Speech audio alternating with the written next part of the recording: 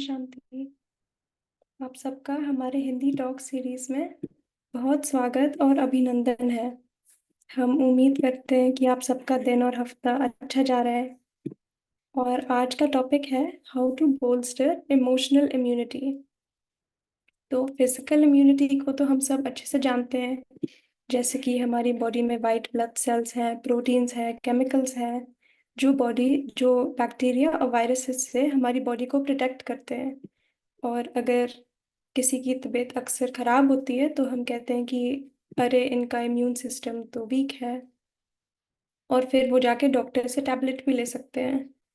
और हम मो साथ जुड़ी हैं बहन। आपका बहुत स्वागत और पूरी क्लास की तरफ से बहुत धन्यवाद कि आप हमारे साथ आज जुड़े हैं। तो आपसे पहली बार मिल रहे हैं, हम उनके लिए आपका छोटा सा परिचय भी देना चाहेंगे। तो फिजिकली आपने केन्या नैरोबी में जन्म लिया, फिर आप ईस्ट लंदन भी रहे थे। 1983 में आप ब्रह्म कुमारी के संपर्क संपर्क में आए, और 1985 में आपने अपना जीवन ब्रह्म कुमारी की सेवा में समर्पित किया अलोंगसाइड फुल टाइम वर्क। और 1989 से आप यूएसए में हैं और वहाँ सेवा लेते हैं। सो एक बार फिर आपका बहुत अभिनंदन और वेलकम है दीदी। हम अब आपसे सुनेंगे। ओम शांति। अच्छा, पहले तो हम बाबा को शुक्रिया करते हैं कि ये अवसर को प्रदान करने के लिए। आज का टॉपिक जो दिया गया है कि कैसे हमारी अंदरूनी इम्यूनिटी सिस्टम को हम बढ़ाए। तो जैसे इंट्रोडक्शन में तो बताया गया कि कोविड के बाद नहीं, हर एक की इम्यूनिटी सिस्टम शारीरिक रूप से जिन्होंने कोविड का असर पड़ा उनके अंदर में कुछ तो कमजोरी आ गई है। मेरे साथ भी काफी कमजोरी रही कोविड के कारण, और अब तक भी स्थूल रूप से वो कमजोरी है। अभी उसको स्ट्रॉन्ग बनानी है, तो उसके लिए तो डॉक्टर्स लोग हैं ही, और वो सब बोलते हैं क्या क्या करना है, कौन सी विटामिन्स लेनी है, कौन से खाने पर परहेज रखना है, ये सब बातें बताते हैं। और अगर हम चाहे अपनी इम्यूनिटी को बढ़ाने के लिए तो हम उसी प्रमाण हम फॉलो करेंगे। तो ये हो गया समझो स्थूल एक शारीरिक रूप से इम्यूनिटी। लेकिन बात आती है कि हमारी आत्मिक रूप में जो हमारी इमोशनल इम्यूनिटी है उसको कैसे बढ़ाया जाए। तो पहले तो समझना है कि इमोशन क्यों कहते हैं। तो जैसे हिंदी में हम कहते हैं भावना, तो एक है भाव और दूसरा है भावना। तो कई बार हम लोग भावना तो अच्छी रखते हैं, लेकिन कहाँ ना कहाँ वो भावना बदल जाती है। क्यों? क्योंकि पिछला प्रभाव जो है अपनी भावनाओं में मिक्स हो जाता है, और मिक्स हो करके अपने मन के अंदर में वो फीलिंग्स जो है, भावना को फीलिंग्स भी कहते हैं, तो वो फीलिंग्स को हम कंट्रोल नहीं कर पाते हैं। और फीलिंग्स जब एक होती है छोटी मोटी फीलिंग, एक होती है एक बड़ी गहरी फीलिंग जिसके ऊपर कोई कंट्रोल नहीं रहता है। तो एक है अच्छी फीलिंग और एक है बुरी फीलिंग। तो दोनों की तरफ के इमोशंस हम देख सकते हैं। तो स्ट्रॉन्ग इमोशंस जो आउट ऑफ कंट्रोल हो जाती है, और अधिकतर हम देखेंगे कि वो बुराइयों के साथ ही ऐसा होता है। तो जब भी कुछ होता है जीवन में, तो फट से हमारे अंदर में एक फीलिंग के रूप में एक रिएक्शन आती है। तो वो रिएक्शन वो बताती है क्यों? क्योंकि वो फीलिंग आई। तो कई बार छोटी फीलिंग आती है, माना छोटा रिएक्शन होता है, कोई बड़ी बात नहीं होती है। लेकिन कई बार देखेंगे एक स्वाभाविक रूप से, एक आदतवश, एक गहरी रूप से वो रिएक्शन होती है जो हम छोड़ नहीं पाते हैं, जैसे लगातार रिएक्ट करते रहते हैं। तो चाहे मन के अंदर, चाहे किसी के साथ बोल में रिएक्शन करते हैं, या कई चीजों से भी रिएक्ट कर लेते हैं। हर रूप का रिएक्शंस, हर रूप के आगे फीलिंग्स। तो रिएक्शन एक्चुअली वो फीलिंग्स के जुड़ी हुई है, इसलिए शब्द आता है रिएक्ट, माना फिर से वही फीलिंग को दोहराते रहते हैं, दोहराते रहते हैं, दोहराते रहते हैं। तो जब बहुत बार दोहराते रहते हैं ना, तो वो एक बहुत बड़ी, एक समझो अंदर में एक बड़ा संस्कार बन जाता है। तो एक होता है यही संस्कार, एक एनर्जी होती है। तो वो संस्कार का प्रभाव अपने सोच पर आता है। इसलिए कहते हैं कि मन, मन का काम है सोचना, लेकिन मन क्या सोचता है उसका ज्ञान बहुत जरूरी है। अगर हम सही सोचना नहीं सीखेंगे तो हमारे मन के इमोशन जो पिछले संस्कारों से आ रहा है, और दूसरा वर्तमान उसके आधार से बना भी रहे हैं, गहरा कर रहे हैं रिएक्शन के तौर पे, और उसका असर फिर अपना शरीर के ऊपर पड़ता है, संबंध के ऊपर पड़ता है, हर रूप से आप देखेंगे, व्यवहारिक रूप में पड़ता है, बहुत कुछ असर पड़ता है। यहाँ तक के शरीर में बीमारी आती है तो उसकी भी चिंता देखो फिर से मन में आती है, एक इमोशन के रूप में चिंता आ गई। तो फीलिंग अलग अलग प्रकार की होती है, अच्छी या अलग अलग बुरी। तो अधिक तक हम देखते हैं कि मन के अंदर जो फीलिंग्स आती है ना, वो कैसी है, हर एक अपना सोच सकते हैं कैसे आती है। और फीलिंग के आधार से देखो, समझो कुछ हुआ तो वो फीलिंग के तौर पे वो सोच चलेगा,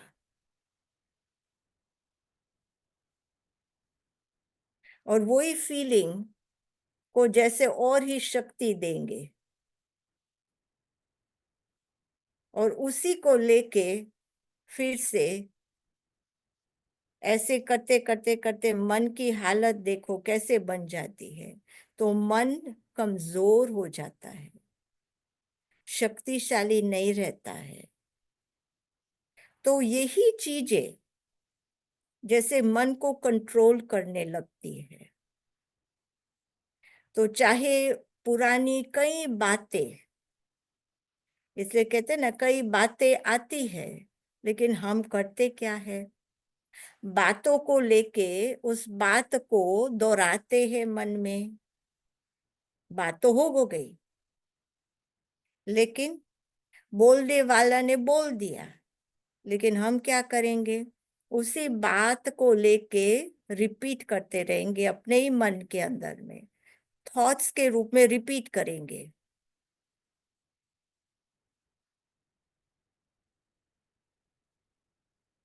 और वही बात को लेके पकड़ के रखेंगे। तो कोई भी चीज पकड़ के रखते हैं ना, तो ये मन की शक्ति जो है, मन एक एनर्जी है, शक्ति है। तो वो मन को जैसे धीरे धीरे ना उसको हम एक ब्लॉक कर देते हैं। मन की पूर्ण शक्ति का प्रयोग नहीं कर पाते हैं, और उसी मात्रा में वो चलता रहता है मन। इसलिए कई लोग कहते हैं बड़े मन को शांति चाहिए, मन बहुत हैरान करता है। वास्तव में मन हैरान नहीं करता है। तो कौन हैरान करता है? अपने ही सोच। क्योंकि सोच करने वाली कौन? तो ये बात बहुत स्पष्ट समझनी है। इसलिए हम लोग कहते हैं कि हम हैं कौन? नहीं, हम हैं कौन? तो हम एक एनर्जी है, लेकिन या कहे एक आत्मा है। हम ये शरीर नहीं है, हम बातें नहीं है, हम वस्तु नहीं है, हम कोई परिस्थिति नहीं है, लेकिन हम आत्मा है। और आत्मा के अंदर मन एक शक्ति है, और उसी मन के आधार से सोच चलता है, फीलिंग्स आती है मन के अंदर में। लेकिन शरीर का ब्रेन जो है वो निर्णय नहीं कर सकता है। तो निर्णय करने वाली कौन? तो वो भी एक शक्ति है, जिसको कहते बुद्धि। बुद्धि के माध्यम से हम निर्णय करते हैं।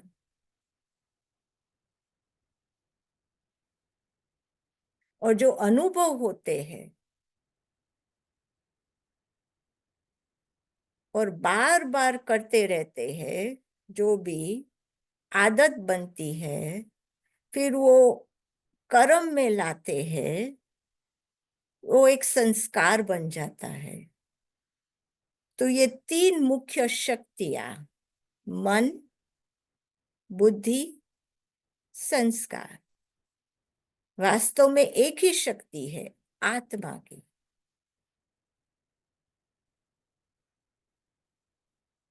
शरीर की नहीं है ये शक्तियां। इसलिए आत्मा जब शरीर में आती है तो शरीर को, जैसे हम क्या कहते हैं, जिंदा है।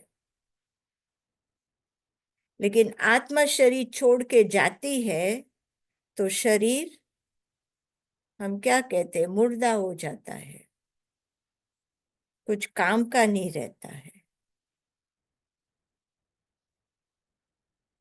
तो जब आत्मा शरीर में है तो सब कुछ करने वाली आत्मा होती है।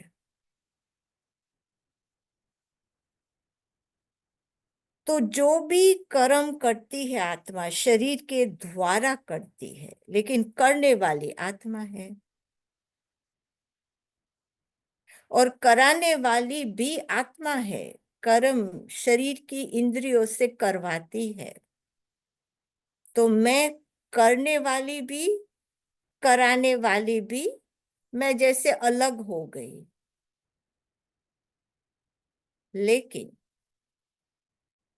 अगर सही रूप से, अगर ये बात हम समझे, तो कैसे अपने मन के अंदर संकल्प जो है, अगर सही संकल्प की रचना हम करें तो उसका प्रभाव, और फिर हमारे बुद्धि सही निर्णय करे समझ के आधार से, और नया संस्कार रचे, तो इससे क्या होगा कि पुरानी सारी जो भी है कमजोरियां, कमियां, बातें, ये वो, जिसका असर अब तक पड़ रहा है, वो मन को कमजोर बना के रखता है। तो इसलिए मन की इम्यूनिटी को स्ट्रॉन्ग बनाने के लिए, क्योंकि कमजोर बन गई, तो उसको अच्छी नरिशमेंट देनी पड़ेगी। जैसे विटामिन शरीर को देते हैं, ऐसे मन को भी अच्छा खुराक देना पड़ेगा। तो शरीर के नाते तो बहुत कुछ हम लोग जानते हैं, और अगर शरीर बीमार पड़ता है, कुछ भी ठीक नहीं होता है, तो हमको पता है कि अब डॉक्टर के पास जाएंगे, डॉक्टर चेकिंग करेगा, डायग्नोस करेगा, और फिर उसी मुताबिक दवाई भी देगा, परहेज भी बताएगा। और अगर अंदर में है कि हमको ठीक होना है, तो ये सारी बातें हम करेंगे, बेपरवाह नहीं करेंगे, क्योंकि हमको अच्छा होना है, हमको अच्छा फील करना है। लेकिन मन की स्थिति, अभी उसका डॉक्टर कौन? इसलिए हमको स्वयं को अपना डॉक्टर बनना पड़ेगा, क्योंकि खुद के मन में क्या चल रहा है वो बाहर का कोई और नहीं देख सकता है।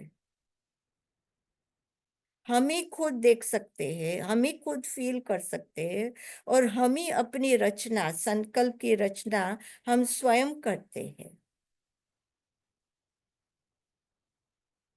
इसलिए हर आत्मा स्वतंत्र है, और हर आत्मा का अपना मन है, और हर आत्मा की अपनी मन की इम्यूनिटी है।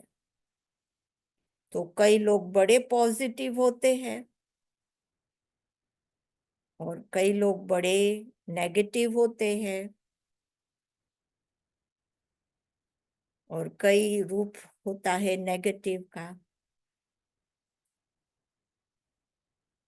जैसे डाउटफुल होता है, कहते हैं ना, संशय, हर चीज के लिए संशय। तो वो एक संशय का बहुत बड़ा गहरा संस्कार बन जाता है, और वही संस्कार घड़ी घड़ी मन के अंदर हर चीज जब देखता है, सुनता है, कुछ भी, तो कहाँ ना कहाँ वो संशय का संकल्प रचना करते हैं। तो हमारी संकल्प की रचना कौन करता है, और उसका प्रभाव कहाँ से आता है? इसलिए कई बार कहते हैं ना, मेरी सोच, आपकी सोच, इनकी सोच क्यों नहीं मिलती है?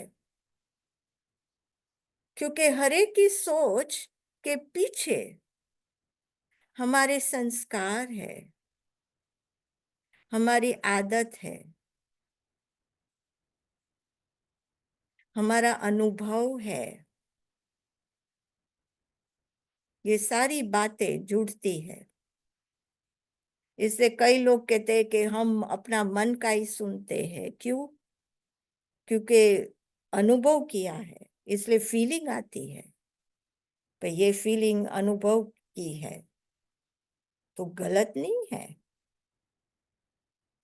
अगर दुख होता है, अशांति होती है कोई कारण से, हाँ है फीलिंग,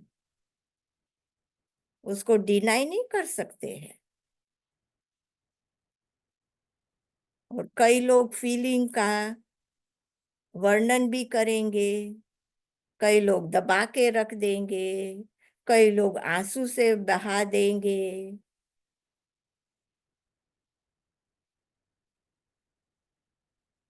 तो अधिक तक लोग अलग अलग उसका एक्सप्रेशन जो है फीलिंग का, क्योंकि उस जब फीलिंग में आते हैं ना, मन, आत्मा, तो उस टाइम कंट्रोल नहीं रहती है। तो आप कितना भी समझाओ अपने को, वो समझ नहीं पाता है। कई बार खुद को भी समझाने की कोशिश करेंगे, नहीं समझेंगे। उसका असर जो है इमोशन का, तो इसलिए क्या करेंगे, ब्लेम करेंगे, चाहे भगवान को ब्लेम करेंगे, दूसरों को ब्लेम करेंगे, आपके कारण, आपके कारण ये मेरी हालत है, ये मेरा दुख है, ये जो भी है फीलिंग में जो आ रहा है, ये सारी बातें फिर से करते रहेंगे, दोहराते रहेंगे, वही वही बात अलग अलग रूप से आती रहेगी। और ऐसे करते करते करते करते हमने बहुत ही एक नेगेटिव इमोशन बना दिया है, और उसका बहुत बड़ा गहरा प्रभाव अपने मन पे आता है। तो उसको काटने के लिए क्या करना है हमको, या चेंज करने के लिए, वो साइकिल को काटने के लिए क्या करेंगे हम? तो पास्ट की बातें, पास्ट का जो भी अनुभव है उसको चेंज तो वैसे नहीं कर सकते हैं, लेकिन हाँ, धीरे धीरे अपने आप को इन चीजों से अलग करना पड़ेगा। अपने को क्या करते हैं, विक्टिम बना देते हैं, हर टाइम विक्टिम बन जाते हैं इन्हीं चीजों से। फिर हाय रे मैं करते हैं, हम लोग कमजोर बन जाते हैं। लेकिन अभी ये सारी जड़ जो है एक्चुअली कोई और नहीं है, क्योंकि हमने संकल्प किया। लेकिन किया क्या, हमने गलत संकल्प कर दिया। बाहर से बातें आई, लेकिन हमने वहां तक नहीं रखा, उसको अंदर लाके और ही बढ़ावा दिया। तो ये बढ़ावा का काम किसने किया? हमने किया, अपनी सोच से। तो अगर सचमुच में अगर हम चाहते हैं कि हमारा मन की total strength, immunity system, emotionally immunity system strong बने, उसके लिए हमको बहुत अच्छे अच्छे थॉट्स क्रिएट करना पड़ेगा,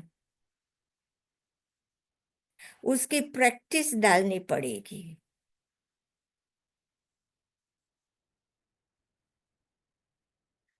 और यही प्रैक्टिस हमेशा करना है। क्यों?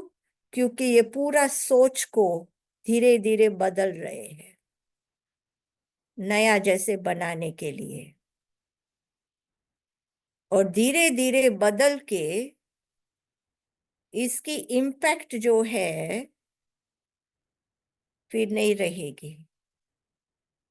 क्योंकि इमीडिएट इम्पैक्ट क्या होती है कि जैसा थॉट क्रिएट करते हैं ना, उसका असर एकदम पड़ता है, वाइब्रेशनली पड़ता है शरीर के ऊपर। और धीरे धीरे शरीर से पढ़ करके वो धीरे धीरे फिर बीमारी का रूप लेती है। और दूसरा बहुत बड़ी चीज आज मन के ऊपर जो प्रभाव पड़ता है, तो एक है अपने ही संस्कार से, और दूसरा कि आज अधिक तक बहुत लोग इसी ही जाल में है। तो चारों तरफ लोगों की वाइब्रेशंस एक वातावरण में फैली हुई है। सो पॉल्यूटेड एनर्जी,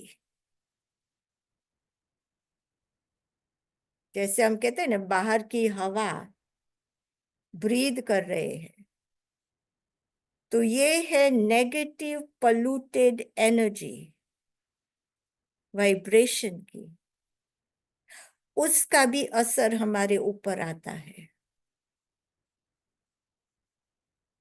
एनवायरमेंट,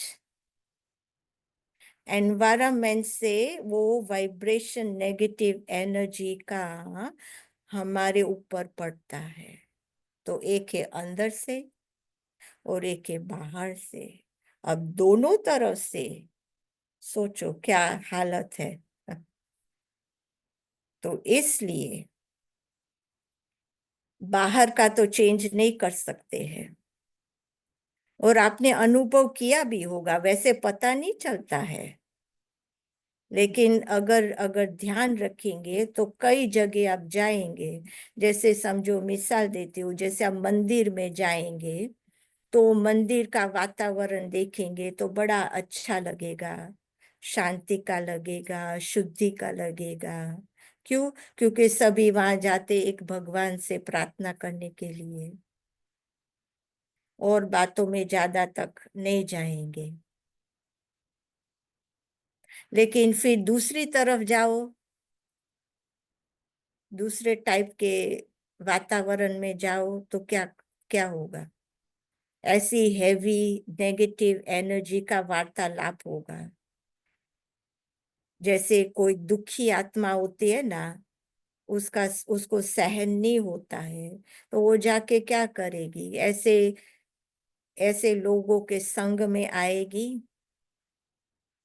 पीना करना, थोड़ा नशा चढ़ाएगा गलत ताकि भूल जाए, और ऐसी ऐसी गलत बातों के माहौल में रहेंगे, तो वो वातावरण आप देख ही सकते हो, कॉन्ट्रास्ट वाइब्रेशंस का ये असर पड़ता है।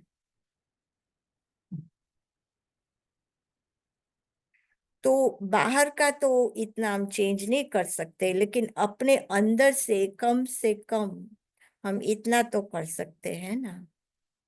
तो इसलिए मेरे तो यही ख्वाहिश है सबके लिए कि कम से कम आप अपने लिए इतना करो।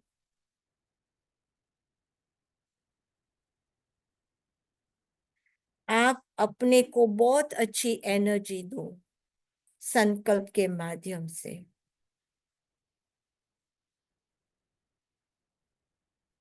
भले जो कुछ हो रहा है, जो कुछ हुआ है, शरीर भी ठीक नहीं है, लेकिन पॉजिटिव एनर्जी, जिसको कहते हैं माइंड ओवर मैटर, ऐसे नहीं मैटर ओवर माइंड। तो इसी रीति से मन के द्वारा, अच्छे अच्छे थॉट्स के द्वारा हम उसका असर अपने अंदर के वाइब्रेशन को फैला सकेंगे। और यही करते रहेंगे ना, तो ये वाइब्रेशन अपनी अंदर की बनती जाएगी, और यही वाइब्रेशन एक सेफ्टी एक सेफ्टी का जैसे कवच बनता जाएगा हमारे लिए, प्रोटेक्टिव शील्ड बनती जाएगी।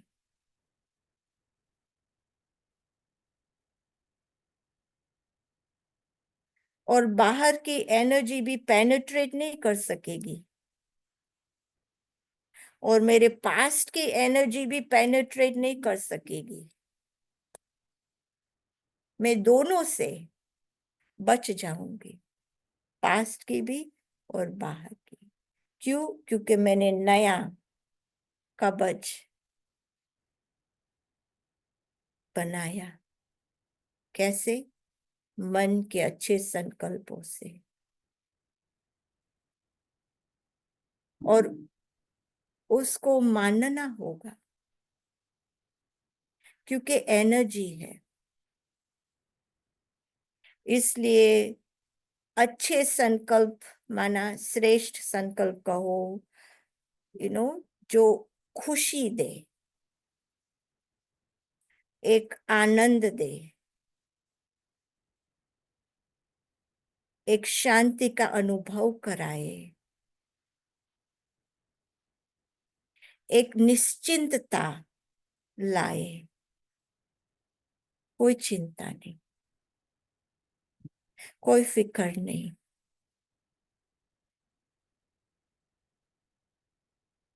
तो छोटी छोटी प्रैक्टिस राइट थॉट्स क्रिएट करने की।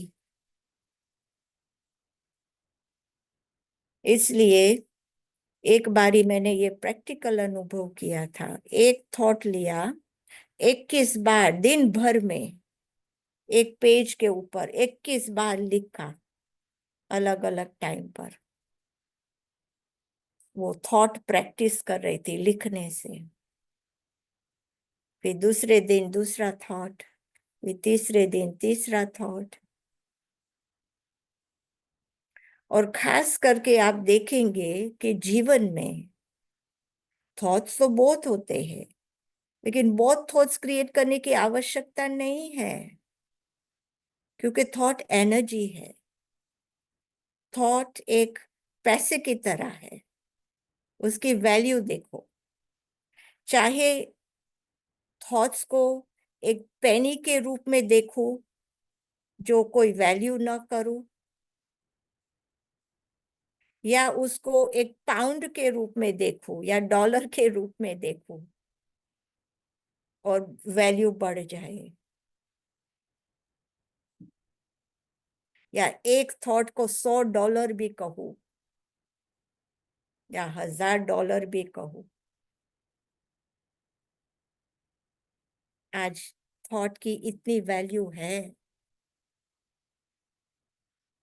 तो जब मैं खुद उसकी वैल्यू करूंगी, उस रूप से देखूंगी उसको, तभी तो वो क्रिएट कर पाऊंगी। वैल्यू से ही उसको क्रिएट कर पाऊंगी, इंपॉर्टेंस दे पाऊंगी। तो उसको आम नहीं समझिए, क्योंकि ये धीरे धीरे एक इतनी सुंदर एनर्जी बनती जाएगी। और बिल्ट अप एनर्जी, मैंने बोला ना, एक कवच बनता जाएगा प्रोटेक्शन का। और वो ही आपके मन को बहुत सुंदर फिर से बना देगा।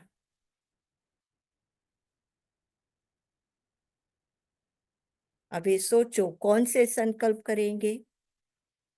तो संकल्प तो एक होता है वैसे, जीवन के लिए, शरीर को चलाना है तो जीवन के लिए, जिसको नेसेसरी थॉट्स कहते हैं, वो तो करना है, लेकिन वो भी अधिक नहीं, आवश्यक प्रमाण जीवन के लिए।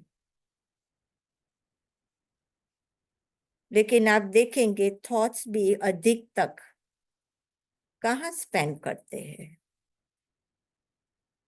व्यर्थ में, चिंतन में, नेगेटिव में, इधर की उधर करने की, नहीं, बहुत सारी ऐसी बातें करते हैं थॉट्स। लेकिन शारीरिक के लिए तो परसेंटेज ही है थॉट्स, अधिक नहीं है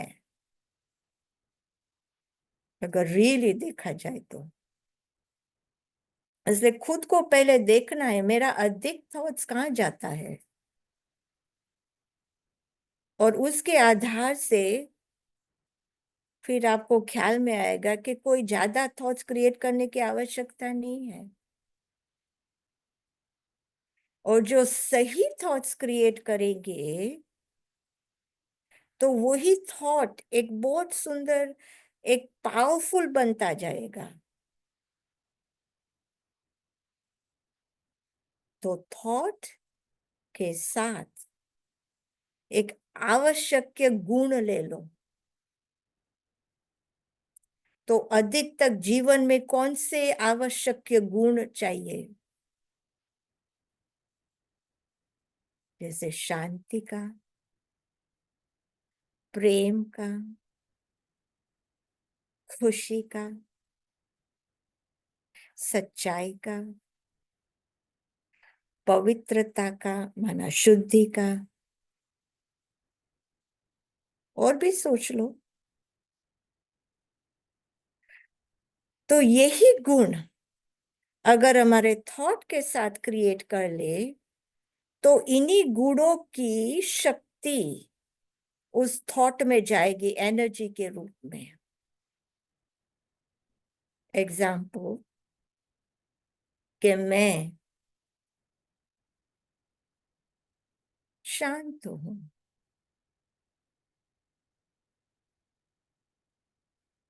मैं शांत हूं, मैं पीसफुल हूं।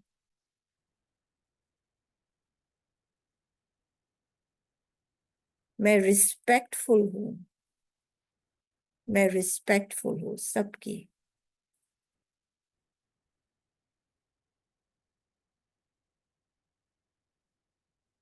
मैं खुश हूँ, मैं निश्चिंत हूँ। छोटा सा संकल्प, भले आप रियलिटी में देखेंगे तो लगेगा कि मैं रियल में तो शांत नहीं हूँ, मैं रियल में तो खुश नहीं हूँ, लेकिन कोई बात नहीं, आप थॉट क्रिएट कर रहे हो और यही थॉट के ऊपर विश्वास कीजिए और इसका बल, स्ट्रेंथ बनती जाएगी।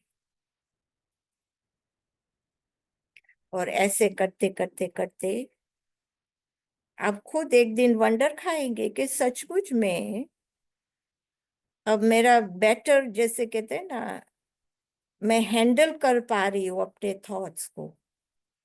पहले जैसे रिएक्शन में आना, फीलिंग में आना, ये सब कम हो रहा है। अब खुद उसका विटनेस बनेंगे, क्योंकि ये चेंज आप खुद ने लाया, ऐसे ही संकल्प करते हुए और ऐसे करते करते अच्छे अच्छे थॉट्स क्रिएट करते आप सचमुच में आप देखेंगे उसका प्रभाव पड़ेगा।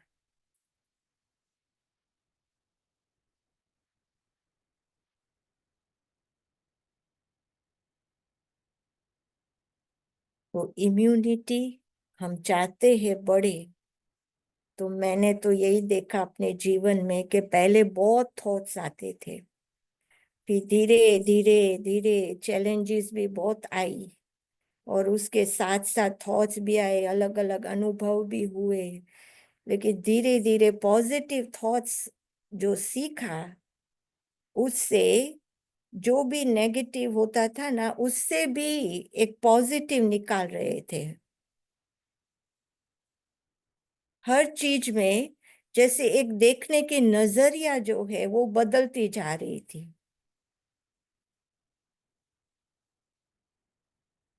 तो इसलिए मैंने कहा ना, एक डाउटफुल की नजरिया से अगर सब कुछ देखेंगे तो वो ऐसा ही होगा, लेकिन एक निश्चय के आधार से देखेंगे तो वो निश्चय का बल का अनुभव रहेगा, विश्वास का बल। तो निश्चय और विश्वास दोनों चाहिए। निश्चय, लेकिन विश्वास अपने ऊपर कि मैं ये जो कर रही हूं ना, तो अपने ऊपर विश्वास रखने की बात है। अपने ऊपर डाउट नहीं करना है, होगा कि नहीं होगा, शायद नहीं। अगर ऐसे थॉट उसके साथ क्रिएट कर लेंगे ना, तो समझो वो थॉट को आधा कर दिया, कमजोर कर दिया, आधा में 50% कर दिया। इसलिए विश्वास पूर्ण हो,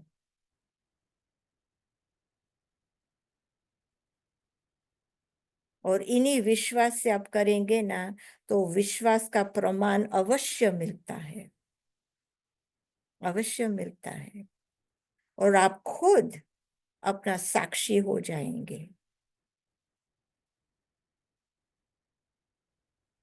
और दूसरी बात मैं कहना चाहूंगी कि प्रभाव की जो बात हुई ना, बाहर की दुनिया से ये वो सब प्रभाव, और नई बात, एक तो संकल्प का करना है और दूसरा कि थोड़ी बहुत नियम लानी है, डिसिप्लिन जिसको कहते हैं या नियम कहो, वो है वैल्यू बेस्ड प्रिंसिपल। वैल्यू माना एक इम्पोर्टेंस दे रहे हैं और अपना नियम बनाने का है। और कौन सा नियम बनाना है, ताकि ये रोज हमारा दिनचर्या के रूप में शुरुआत और रात चलता रहे, और ये सिलसिला, ये नया आदत अच्छे विचारों का एक चलता रहे और कुछ ऐसा बनता जाए। और उसके लिए ये दिनचर्या थोड़ी आवश्यक है, और वो है कि जैसे परहेज रखते हैं ना, डॉक्टर कहते हैं परहेज रखो, तो इसी रूप से हमको भी परहेज रखना है। तो वो कौन सा परहेज है? तो जैसे कहते हैं कि आजकल ये मोबाइल्स, टीवी, सोशल मीडिया बहुत कुछ फैला हुआ है, तो उसके लिए कुछ नियम बनाना पड़ेगा। टाइम का कट ऑफ टाइम, जैसे समझो आफ्टर 8 o'clock, मिसाल दे रही हूँ, आफ्टर 8 o'clock कट ऑफ। कोई भी इम्पोर्टेंट कॉल है वो कॉल कर देगा, लेकिन जो भी टैक्स करते, ये करते, वो करते, उस टाइम नहीं देखने का है, दूसरे दिन भले देखना, लेकिन रात के समय नहीं। क्यों? ये और बात समझने की है मन की।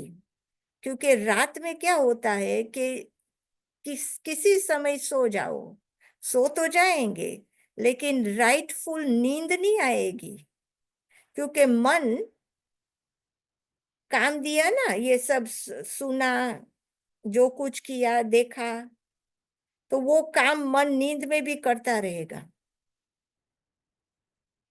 तो आपकी नींद जैसे होनी चाहिए वो नहीं होगी, अधूरी हो जाएगी। इसलिए कई लोग नींद का बहुत कहते हैं नींद नहीं आई, इसलिए कहते हैं सच्ची रेस्ट से पेशेंट ठीक होता है। लेकिन हम लोग क्या करते हैं, अगर इम्यूनिटी बढ़ानी है तो डीप रेस्ट चाहिए। डीप रेस्ट के लिए ये चीज नो नो। फिर आप देखना, इसलिए कट ऑफ टाइम, तो ना कुछ ऐसे देखना, ना ऐसे नेगेटिव बातें करना, और जो कुछ दिन में हुआ ना उसको क्लीन आउट करना, सुलझाना, फिर सो जाना। इसलिए कहते हैं कि चार्ट रखो। चार्ट क्यों रखो? कि भाई दिन में क्या किया, फिर शाम को क्लियर करो थॉट्स के आधार से। क्या गलत हुआ वो नोट नहीं करना, लेकिन जो गलत हुआ उसका राइट थॉट करना। चार्ट ऐसे लिखना।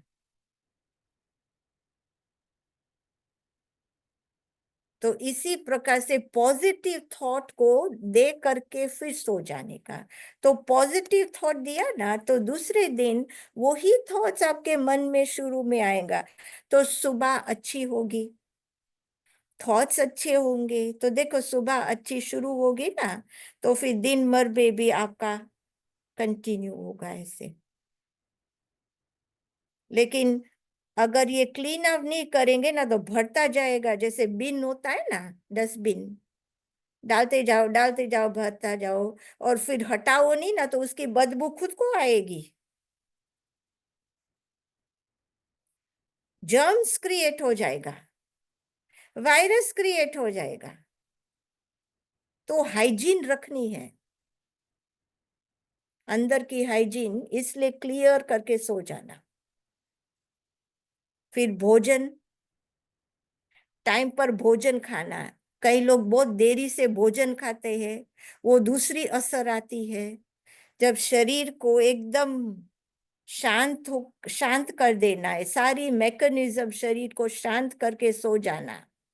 लेकिन करते क्या है, बहुत देरी से भोजन करते हैं, फिर उसके बाद नींद तो आएगी ही, लेकिन शरीर काम करेगा उसको हजम करने में, तो एनर्जी जाएगी हजम करने के लिए।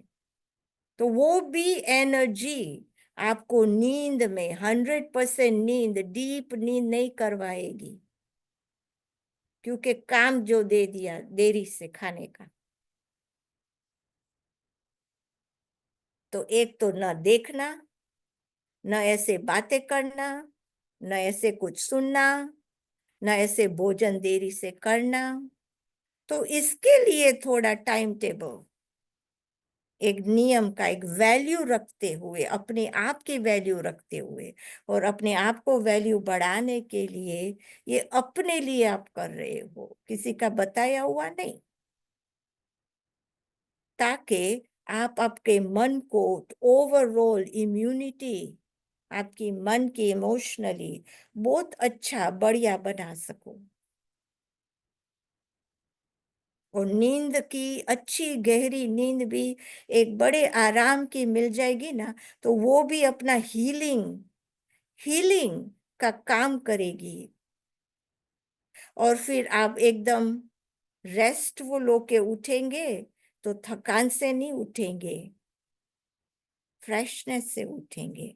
नहीं तो नींद करते हुए भी थकान से उठेंगे, तो जैसे कम नींद आई नहीं, तो सारी रात किया क्या, सो के भी उठे तो भी थकान।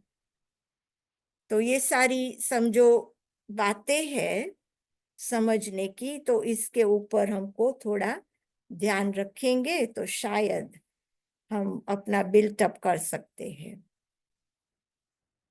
तो मेडिटेशन करते हैं संकल्पों के ही ऊपर, कैसे करते हैं, बस एकदम शांति से बैठ जाओ कंफर्टेबली,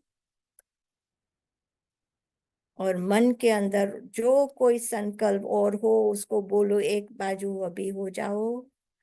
और अभी मैं क्रिएटर बनकर अपनी संकल्प की रचना करने वाली हूँ। मैं मालिक हूँ, मैं मालिक हूँ। मेरे हाथ में अपने ही संकल्पों की डोर है, और मैं ही कौन से संकल्प क्रिएट करना चाहूँ वो मेरे हाथ में है। तो चलो, कौन सा संकल्प क्रिएट करेंगे?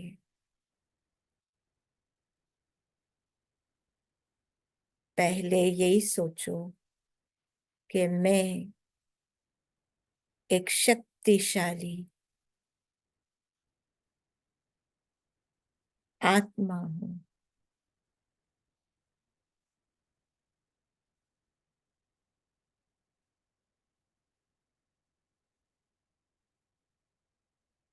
और विजुअलाइज करो एक अति सूक्ष्म ज्योति बिंदु प्रकृति के बीच बैठी हुई हूँ।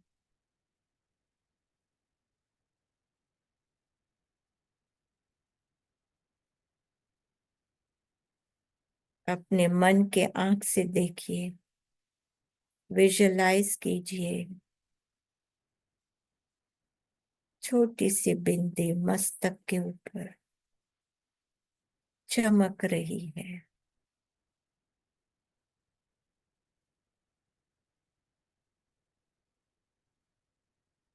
और यही संकल्प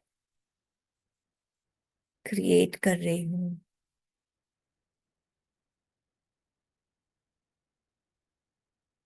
मैं एक पवित्र हूँ,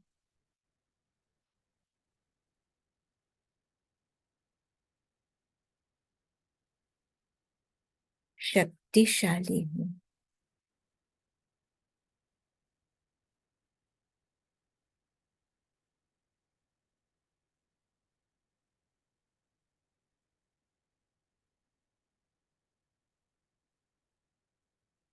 प्रेम स्वरूप हूँ।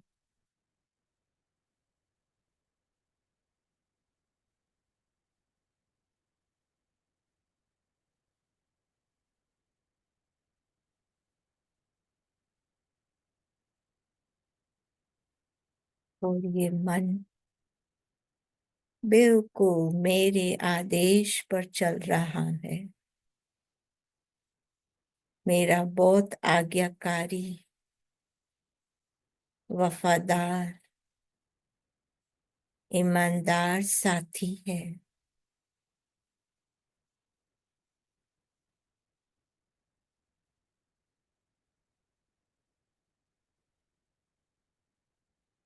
और अपने मन रूपी साथी को बहुत शुद्ध, श्रेष्ठ, शक्तिशाली भोजन, संकल्प रूपी भोजन खिलाने का कर्तव्य मेरा ही है। आज से मैं अपने मन को पूरे रूप से बहुत ही शक्तिशाली बनाने के लिए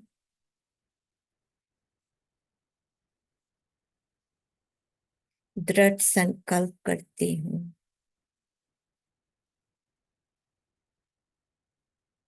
मेरे को ही ये करना है।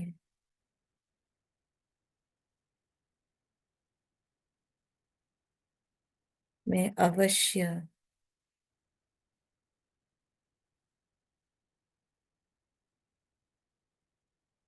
मेरी इमोशनल इम्यूनिटी इतनी शक्तिशाली है कि मुझ आत्मा के ऊपर, मन के ऊपर और कोई बाहर का प्रभाव, न मेरे पुराने संस्कारों का, कर्म का, आदत का, अनुभवों का प्रभाव बीच में आने दूंगी। हर रोज खुशी की खुराक खिलाऊंगी, याद दिलाकर मैं सदैव खुश हूँ, मैं सदैव खुश हूँ, मैं सदैव।